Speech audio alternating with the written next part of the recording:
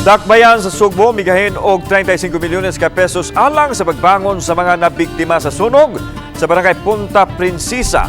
Samtang gideklarar sa Cebu City Disaster Council nga ground zero ang mga sityo sa nasoing barangay aron dali nga mahawan hangtod mapatuman ang reblocking. Ano ang report? Mato ni Atty. Gerardo Carillo, ang chairman sa Cebu City Disaster Council, nga dili 5 kundi 7 di ay ka mga sityo ang napiktuhan sa sunog sa Punta Prinsesa.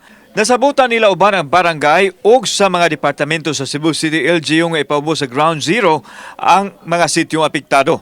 Nagpasabot kini nga way bisan kinsang tugutan nga makatukod og balik bisan mga tulda sa dapit aron masiguro ang kaluwasan sa mga tao. Temporaryo lang kini hangtod mahuman ang clearing operation o mapatuman usab ang reblocking sa naasoing dapit nga nasunugan. Gipaniguro ni Carillo nga makabalik ra ang mga nasunugan sa pagtukod sila mga Pinoyanan kung wa na'y peligro. Mibahado sa mga opisyal sa mga nanag-iya sa luna nga dili himuong katarungan ang sunog aron bawion ang ilang yuta. Nga dili magkural-kural because doon na makalapas unya sila no sa balaod sa disaster no. Nga kanang magka-obstruct sila sa atong operation. Samtang migahin ang LGU og 35 milyones ka pesos alang sa mga nasunugan, diin manghatag sila og 20 mil pesos sa mga nanag-iya og balay. Samtang tag 10 mil pesos sab ang renters ug sharers.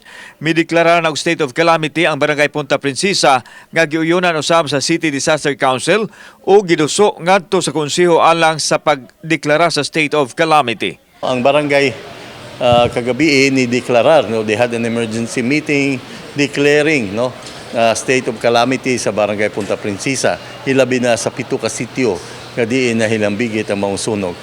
Muhatag usab og relocation site ang dakbayan sa mga nasunugan nga mao'y gihan-ay karon.